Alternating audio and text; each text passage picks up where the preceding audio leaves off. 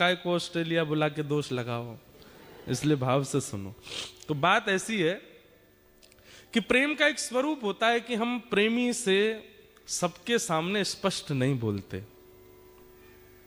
जैसे जिससे हमारा प्रेम होता है, अगर वो कभी सभा में हमको मिल जाए, बहुत सारे लोगों के साथ हमको मिल जाए, तो हम इशारा कर देते हैं।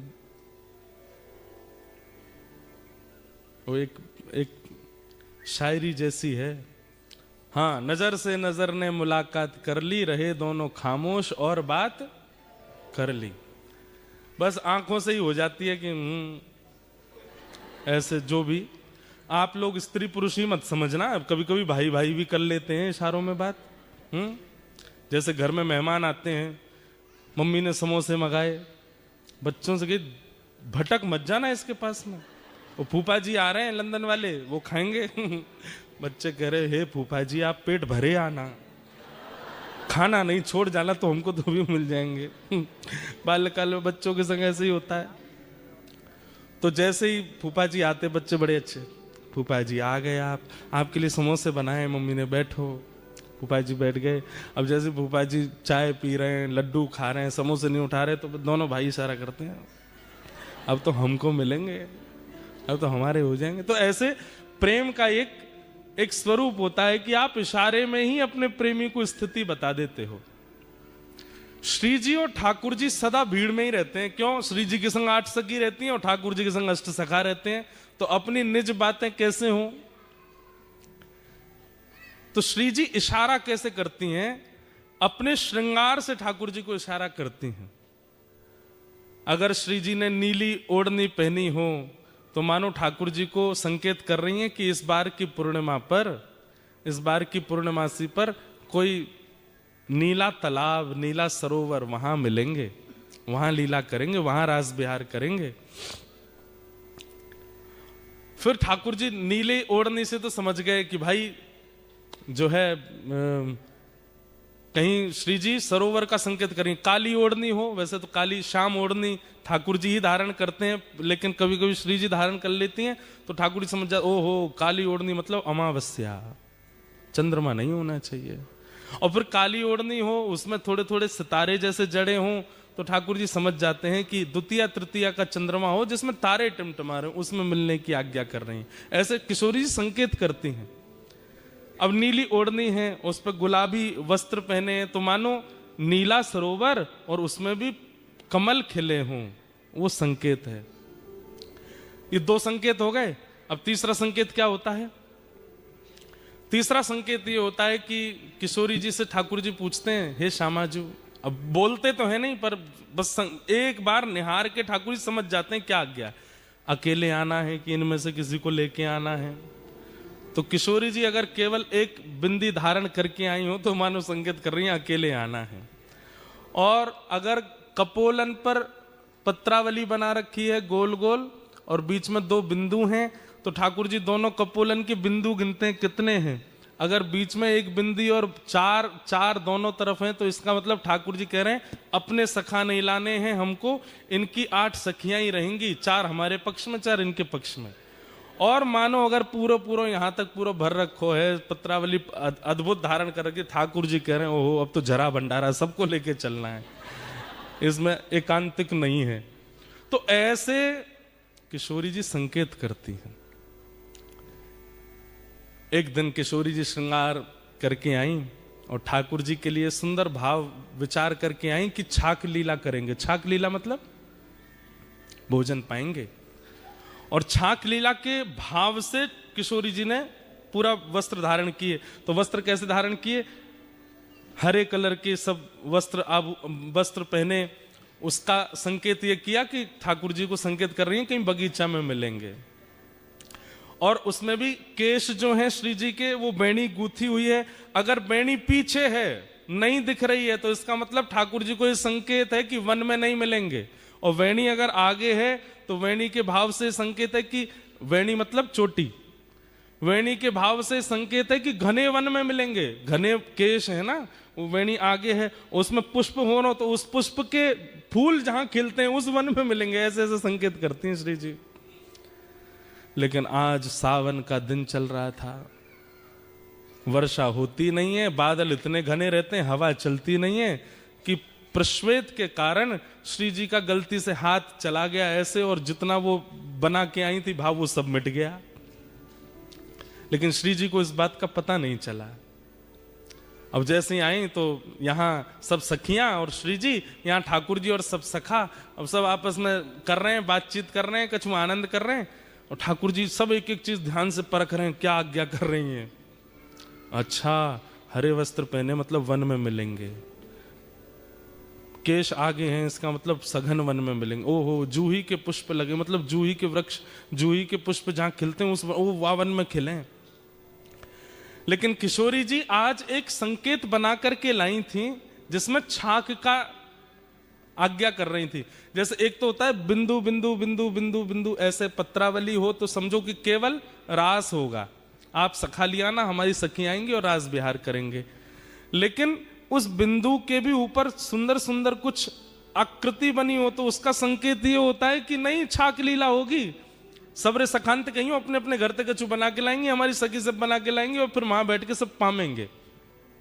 तो आज छाक वाला श्रृंगार किया था, वो मिट गया। तो ठाकुर जी ने जब मुखमंडल की ओर देखा तो सब मिटा हुआ। ठाकुर जी कह रहे हैं कि श्री जी आज्ञा कर रही हैं मिलनो ही ना है, आज्ञा नहीं दे रही है मिलने की। तो ठाकुर जी किशोरी जी से कह रहे हैं, किशोरी कह रही ठाकुर जी को समझ ही नहीं आया, बोले कि ये तो स्पष्ट बोल रही है कि मिलना ही नहीं है।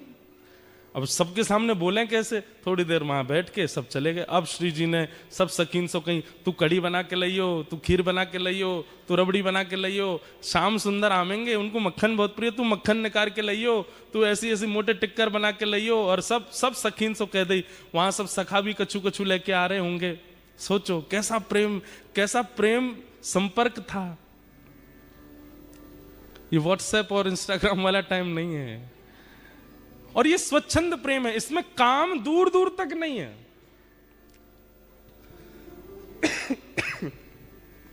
संध्या के समय आज सुबह से सब सखीन ने अपने घर में सुंदर सुंदर प्रसादी बनाई, और संध्या के समय श्री जी आ गई बगीचे में। जैसा जैसा संकेत जहां का किया था उसी बगीचे में, उसी पुष्प के वन में आकर के श्री जी आके विराज गई। अब प्रतीक्षा कर रही हैं, ठाकुर जी आ रहे होंगे, ठाकुर जी आ रहे होंगे। अब जब ठाकुर जी विलंब करते हैं ना तो ललिता विशाखा ठाकुर जी की बुराई करने लग जाती हैं। अरे श्री जी तुम भी या छलिया के चक्कर में पड़ गई हो, जे ऐसा ही है। तो श्री जी को और पीड़ा होती है कि उनकी बुराई मत करो, और फिर करते करते बुराई ऐसे कहने लग जाती हैं, हमें तो ऐसा लगे नंदगाम में कोई और गोपी आ गई है, वो और ज्यादा सुंदर है, और वाने बढ़िया अपने घर में कछु रबड़ी बनाई होगी तो लाला मही चलोगे और मही पेट भर लियो। अब ये सब सुनकर के श्री जी को बहुत पीड़ा होती है। बहुत देर हो गई ठाकुर जी नहीं आए। वहां श्री वृषभानु भवन से कीर्ति मैया आवाज दे रही हैं, अरे श्यामा, अरे लाली तू कहाँ है, जल्दी आ जा। सब सखी बोली, किशोरी जी अब जावे को समय है गयो, आज मिलन नहीं होगा। किशोरी जी के नेत्र सजल हो गए, जा रही हैं। और रास्ता में अब पूरे निर्णय कर लिए, आन दो कल, अब नहीं मिलूंगी इनसे, आज के बाद कोई संकेत नहीं करूंगी, आज के बाद कभी नहीं मिलूंगी, और आज के बाद यूं करूंगी त्यों। सब मन में विचार कर लियो। क्रोध में जाकर के जितनी सामग्री बनाई वो पाई भी नहीं। रात्रि में विशाखा ललिता दोनों सेज सजा रही हैं श्री जी का। तब श्री जी आज्ञा करें, ये जितनी सामग्री बना के लाए हो ना, कुछ पाया तो नहीं? बोले नहीं, कुछ भी नहीं पाया, सब धरो। श्री जी आपने भी नहीं पाया, पालो। बोले नहीं, सब बंधवा के। और हमारे बरसाने में पूर्णमासी है, एक पूर्णमासी है, वो नंदगांव भी जाती है, बरसाने भी रहती है। बोले उसके हाथ सब भिजवा दो नंद भवन, वही के यहां भिजवा दो, लाला पाले को। क्रोध में जैसे किसी ने आपके लिए बढ़िया घर में व्यवस्था करके रखी, आप नहीं गए तो वो फोटो खींच के भेजता है, ले ये सब करके रखा था मैंने तुम्हारे लिए, फूल मंगा के रखे थे, ये करके रखा था, तुम आए नहीं। तो वो कितना भारी लगता है। हमारे साथ तो बहुत होता है ना, क्योंकि हम जहां भी कथा करने जाते हैं 10 लोग बुलाते हैं, वो हमारे घर आओ, 2 मिनट के लिए आओ, तो हम आएंगे बनाएंगे। अब कोई बेचारा पूरी व्यवस्था करके रख लेता, जब नहीं जाते तो फिर कभी मिलता है, महाराज जी देखो मेरी बेटी सुबह से बैठी थी, हाथ जोड़ के बाहर खड़ी थी, आप आएंगे, दिया बुझ गए, तेल सारा खत्म हो गया घर का, लेकिन आप आए नहीं, हमने ये बना के रखा वो। अरे मैंने कि मैया क्षमा करो, फिर कभी आ जाऊंगा। तो ऐसा होता है। तो उसी भाव से श्री जी ने 56 भोग भिजवाए ठाकुर जी के पास। पूर्णमासी आई ठाकुर जी के पास आके बोली, लाला इतकुआ, अरे पूर्णमासी कहा भर के लाइए आज झोला में? बोले 56 भोग है। काय बात को? बोले श्री जी ने भिजवाया तेरे काजी। अच्छा, आज कोई उत्सव हो बरसाने में, कोई मनोरथ हो? वो ना कछु ना। तो कहा कह के भेजो, काय मारे भिजवाए हो सब? बोले कछु ना, क्रोध में भेजो है। ठाकुर जी की तो सांस रुक गई। मैंने कहा कर दियो, मुझसे कहा गलती है गई। अब ठाकुर जी विचार कर रहे अपराध कहां बना, क्या हुआ, कैसे हुआ। तब अगले दिन फिर ऐसा नहीं है कि मिलते हैं एक ही जगह, यहां ठाकुर जी गैया चराने जाते हैं, श्री जी और सब सखियां जो हैं वो दही बेकन के लिए सब सखियां जाती हैं, श्री जी उनके संग जाती हैं, बीच में कहीं भी मिल लेते हैं और थोड़ी वार्ता हो जाती है। तो आज श्री जी रुकी ही नहीं, ठाकुर जी सामने से आ रहे हैं और श्री जी चलती चली गई। अब लाल जी पीछे चरणन में प्रणाम करें, हे श्यामाजू कहा है गो? किशोरी जी तो सुने नहीं, तो फिर ठाकुर जी ललिता जी के पास गए, हे ललिता जी आप बता दो कहा भयो, काय को नाराज बैठी हैं, ऐसो मैंने कहा कर दियो। बंधुओं एक बात मैं बीच में बोल दूं, इन लीलाओं को सुनकर के आप कहीं ये विचार मत कर देना कि भाई ये वही कृष्ण है जो सुदर्शन चक्र धारण करते हैं। हाँ ये वही कृष्ण है, ये वही कृष्ण है जो महाभारत युद्ध में द्रुत गति से रथ को हाँकते हैं। ये वही श्री कृष्ण है जो विराट रूप धारण करके सहस्त्र शीर्षा पुरुषः सहस्त्राक्षः सहस्त्रपात, 1000 मुख 1000 हाथ 1000 चरण जिनके प्रकट हो जाते हैं, ये वही श्री कृष्ण है। लेकिन व्रज वृंदावन में अपने प्रभाव को छुपा देते हैं, स्वभाव में रहते हैं। वृंदावन के श्री कृष्ण अलग ही हैं। ऐसे डर रहे हैं जैसे मानो श्री जी अगर नहीं रीझी तो मेरा तीनों लोक लुट जाएगा। आज घबरा रहे हैं। ललिता जी कह रही हैं हम तो तभी बताएंगे। बोले कब? बोले पहले विशाखा की चरण दबा के आओ, जाओ। ठाकुर जा रहे, अरे विशाखा तू तो बड़ी अच्छी है। नहीं नहीं तुम गोबर चोट्टी बोल रहे थे मुझे उस दिन। ना ना आज के बाद लाए बोलूंगा। बोल कहा बोलोगे? अरे तू तो रानी है, तू तो महारानी है। अरे विशाखा तू तो ऐसी है, तेरी भलैया ले लूं। नहीं आरती करो। बोले आरती करता हूं, तू जो कहेगी सो करूं। यूं बता दे श्री जी नाराज काहे क्यों है? सबरी गोपी अपने अपने काम करवा ले ठाकुर जी थे। अच्छा लाला तो एक काम कर, वो ऊपर गोबर उपला थापिया जा। ठाकुर जी गोबर थाप रहे। अरे तू बता दे बस काय बात ते नाराज है। जब खूब थक जाते हैं ठाकुर जी भी, तब बोले वादना श्री जी ने संकेत कियो, छाक लीला को संकेत कियो। रात में सब सामग्री बना के हम वन में प्रतीक्षा करती रही, ना आयो सखान को लेके। ठाकुर जी बोले कब? बोले परसों। बोले कैसे कियो संकेत? बोले पत्रावली बनी, पत्रावली में ऊपर ऊपर सुंदर सुंदर आकृति बनी, छाक लीला को संकेत कियो और नहीं आए तुम। अरे मैं तेरी सौगंध खा के कह रहा हूं, अब मेरी सौगंध मत खावे, मोए अभी जीनो है। ठाकुर जी बोले अरे तू जाकी के बाकी सौगंध खा के करूं, मोए ना दिखे। ललिता विशाखा जी बोली नहीं नहीं हमें सब पता है, नंदगाम में कोई गोपी आई है, वाने रबड़ी बनाई, वाके घर। अरे तू जो कहेगी सो करूंगा, सौगंध खा के करूं, ऐसा कोई बात ना है, मुझे संकेत पता नहीं चलो। तब ललिता विशाखा बोली अब तो श्री जी को मनावे के काजे कोई योजना करनी पड़ेगी। ठाकुर जी बोले कहां करूं? तभी वन में देखी कि 2 वृक्ष और दोनों वृक्षन से एक बेल निकल करके, एक वृक्ष की बेल निकल के दूसरे वृक्ष पे जा रही है। ऐसी एक डाल है, हमारे ब्रज में आज भी ऐसी डाल हैं और केवल ब्रज में ऐसी डाल हैं जहां वास्तविक स्वाभाविक झूला बने हुए हैं। ठाकुर जी ने वो जैसे देखो, ठाकुर जी बोले अब एक तरीका है। बोले कहा? बोले या कुछ झूला बनाऊंगा। ठाकुर जी ने सुंदर झूला सजायो, वहां पे पाटो लगायो, सुंदर वहां पे एक गद्दा बिछा दियो, वहां पे सुंदर पोशाक धर दी, इत्र आदि लगा दिए, सुंदर तैयारी करके बिल्कुल झूला झुलावे की। श्री जी झूला का एक स्वरूप है, जिनके घर पे है वो जानते होंगे। कितनी भी टेंशन में आप बैठे हो, कितनी भी दिमाग में कुछ भी चले, झूला पे जाके बैठ जाओ, आप बिल्कुल शांत हो जाओगे। जैसे झूला आगे पीछे झोटा लेगा ना, आपका मन अपने आप प्रसन्न हो जाएगा। और या फिर ऐसा कहो, प्रसन्न व्यक्ति ही झूला पे बैठता है। अब प्रसन्न व्यक्ति झूला, उसको कहो झूला पे, अरे मुझे नहीं बैठना, बैठो ना झूले पे। झूले पे वही बैठता है जो प्रसन्न हो। या फिर अप्रसन्न को बैठा दोगे तो उसका जितनी भी अप्रसन्नता है वो चली जाएगी। ये झूले का स्वरूप है। तब झूला तैयार करके तब श्याम सुंदर गए।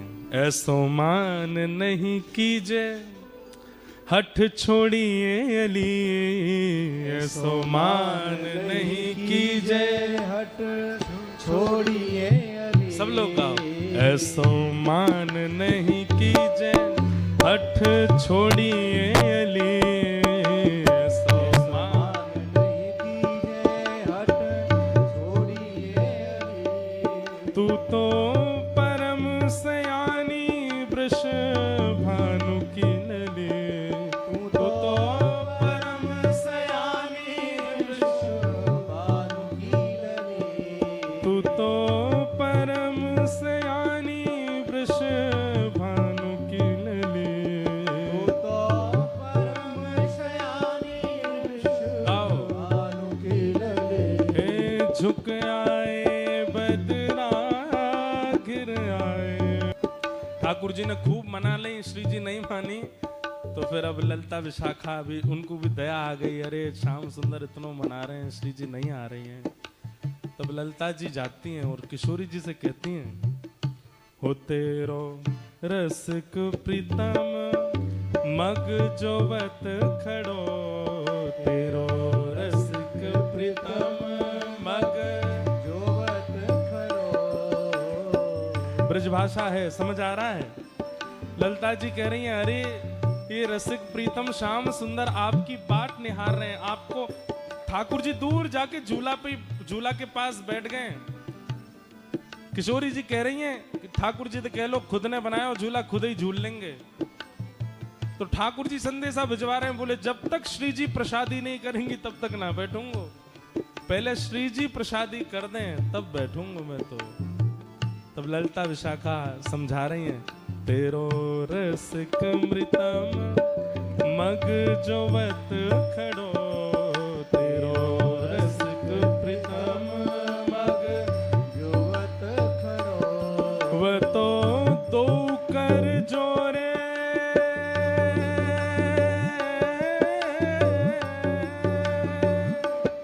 वो तो दो कर जोड़े तेरे चरण पड़ो। वो तो दो कर जोड़े तेरे चरण पड़ो। वो तो दो कर जोड़े तेरे चरण पड़ो। वो तो दो कर जोड़े तेरे चरण पड़े। झुक आए बदरा घिर आए बदरा, झुक आए बदरा गिर आए बदरा। झुक आए बदरा घिर आए बदरा, झुक आए बदरा गिर आए बदरा। हे श्यामा झूलन पधारो घिर आए बदरा। श्यामा झूलन पधारो गिर आए बदरा। राधे झूलन पधारो घिर आए बदरा। राधे झूलन पधारो गिर आए बदरा। राधे झूलन पधारो घिर आए बदरा।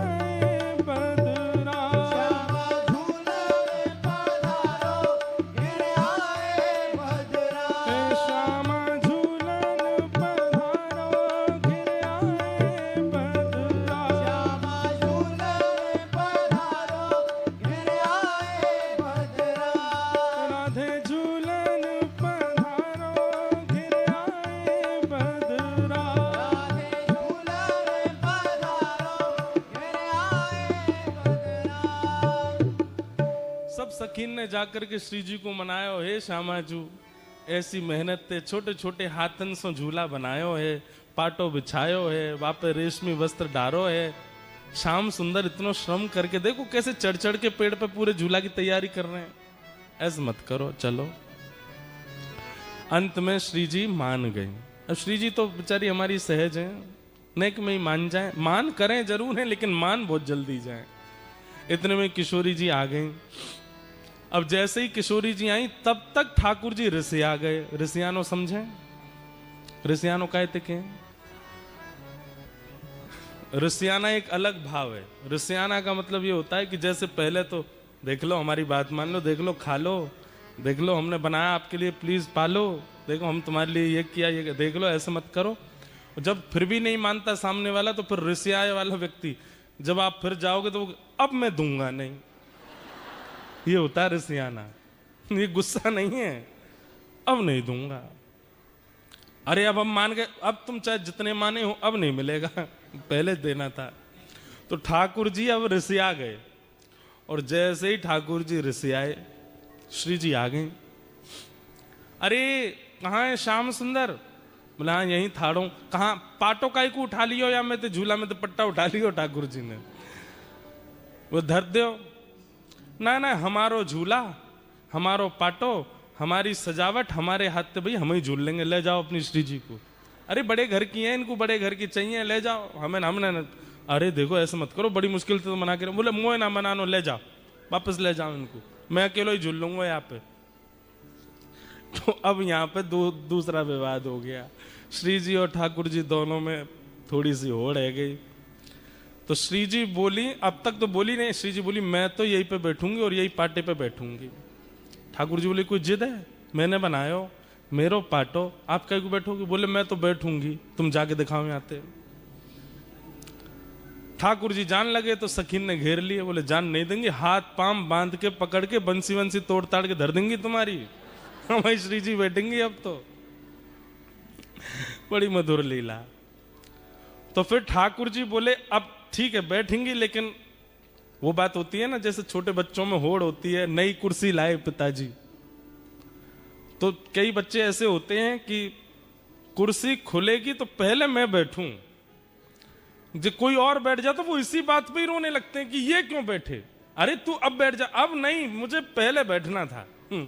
अब ठाकुर जी बोले मैं पाटो तो लगा दूंगा पर पहले मैं बैठूंगा। श्री जी बोली ललिता जी कह दो इनते। बोले बैठूंगी तो मैं ही पहले। ठाकुर जी बोले मैं पाटो लगा दूंगा, इन्हें झूलना, ये झूल लें, पहले मैं झूल के चलो जाऊंगा तब ये झूलेंगी।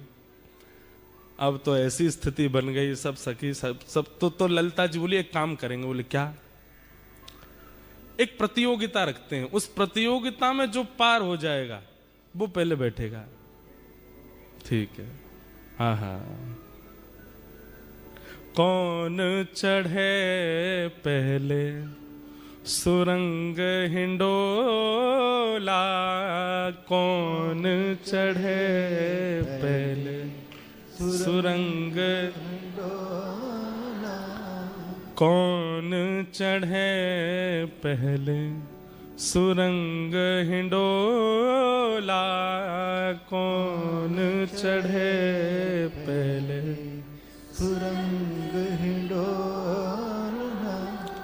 सोई करत मनुहार हिये हित, सोई करे मनुहार हिये, रमक देत जोरा जोरा, रमक देत जोरा जोरा। ललिता विशाखा जी बैठ गई एक कोने में जाके। बोले अब आप दोनों कुछ करो जिससे हम रीझेंगी, उसको पहले बैठाएंगे। तो किशोरी जी बोली मैं बाद में करूंगी, पहले इनते करवाओ, ये जो करेंगे उसका काट मैं करूंगी। तो ठाकुर जी बैठ गए तुरंत और कहा करन लगे, गावत राग तान मधुर स्वर गावत राग, तान मधुर स्वर गावत राग, तान मधुर स्वर गावत राग, तान मधुर स्वर। और कैसा गा रहे हैं? कोटि काम चित चोरा। ये श्री हरिराय महाप्रभु जी का पद है। उनकी छाप पदों में होती है रसिक प्रीतम। एक पद हम गाते हैं कथा में, तलेटी गोवर्धन की रहिए, नित्य प्रति मदन गोपाल लाल के चरण कमल चित लइए, तन पुलकित ब्रज रज में लोटत गोविंद कुंड में रहिए, रसिक प्रीतम हित चित की बातें श्री गिरधारी जी सो कहिए। एक दूसरा पद हम गाते हैं, नैनन में ही राखूं पिया तो है, तुमरी एक रोम की छवि पर जगत वार सब लाखूं, रसिक प्रीतम संगम की बातें काहू सो नहीं भाकूं। ऐसे ही हम जब पद लिखते हैं ना, हमारे लाल जी जब कोई अनुग्रह करवाते हैं, एक लीला सुनाएंगे जो लाल जी ने प्रकट करी है, गिरधर लाल जी ने। तो गिरधर लाल जी के जो पद होंगे उनमें छाप होगी गिरधर, अंतिम शब्दों में लिखा आएगा गिरधर। तो समझ जाना कि ये लाल जी का पद है, गिरधर लाल जी का पद है। एक सुनाऊंगा लीला। तो श्री रसिक प्रीतम जी हरिराय महाप्रभु जी वल्लभ संप्रदाय वल्लभ कुल में आप आचार्य हुए, आपका ये पद है। कह रहे हैं, बोले ठाकुर जी गायन करने लगे, और बोले सामान्य नहीं गा रहे हैं, बोले ऐसा गायन कर रहे हैं, ऐसा गायन कर रहे हैं कि कोटि कोटि काम कंदर्प दर्प दलन करने वाले लग रहे हैं ठाकुर जी। ललिता विशाखा तो मोहित हो गई ठाकुर जी पे। ऐसे ऐसे तान लेवे, ऐसे ऐसे गावे, ऐसे ऐसे मधुर स्वर कान पे हाथ धर के लगावे। ललिता जी तो सुध बुध खो करके और ठाकुर जी के पक्ष में ही जा रही हैं। पाटा लेके बैठी हैं दोनों, तो जिसको पाटा देंगे वो पहले बैठेगा। ललिता जी तो बिल्कुल तैयार है गई, बोले मैं तो इन्हीं को पाटो दूंगी। कैसे गा रहे हैं, देखो कितना मधुर है इनको स्वर। इतने में श्री जी ने आंख दिखाई, बोले माया जाल है, फंसना नहीं इसमें, अभी हमारी बारी तो आने दे। गा रहे हैं ठाकुर जी। एक